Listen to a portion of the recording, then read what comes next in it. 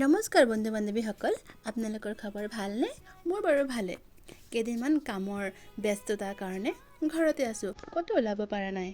মাও আহিছে, মায়ে ক'লে মই উমানন্দখন দেখা নাই, সেইকাৰণে ক'লোঁ ব'লা সকলোৱে মিলি আজি উমানন্দখন চাই আহোঁ। মোৰ এই উমানন্দ আহিলে নহয়, এই শ্বিপত উঠি বিৰাট ভাল লাগে।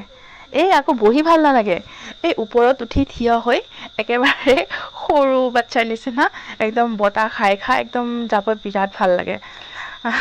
আপোনালোকৰ তেনেকুৱা হয়নে? আগতে আহিছিলোঁ বহুত বছৰ আগত, তেতিয়া ছিষ্টেমবোৰ অলপ বেলেগ আছিল। এতিয়া আকৌ বহুত বছৰ মূৰতে আহিলোঁ, এতিয়া আকৌ ছিষ্টেমবোৰ বেলেগ। এতিয়া টিকেট কটাটো বাহিৰতে হয়, চ' টিকেট কাটি আৰু ওলালোঁ আৰু এতিয়া আমি পাইছোঁহি আৰু মহাবাহু ব্ৰহ্মপুত্ৰৰ মাজমজিয়াত থকা উমানন্দ মন্দিৰলৈ, যোনটো পৃথিৱীৰ সকলোতকৈ ক্ষুদ্ৰতম নদীদ্বীপ উমানন্দত অৱস্থিত।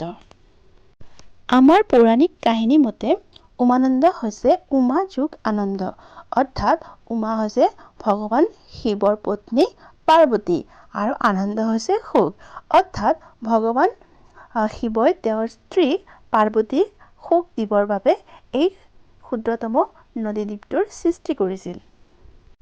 কালিকা পুৰাণৰ মতে এইখন স্থানতে মহাদেৱ শিৱই নিজৰ গাত ভস্ম পৰিধান কৰি মাতা পাৰ্বতীক জ্ঞান প্ৰদান কৰিছিল। আৰু এইখন স্থানতে মহাদেৱ যেতিয়া ধ্যানত মগ্ন হৈ আছিল, তেতিয়া কামদেৱে মহাদেৱৰ ধ্যান ভংগ কৰিবৰ বাবে মহাদেৱক বিচলিত কৰিছিল।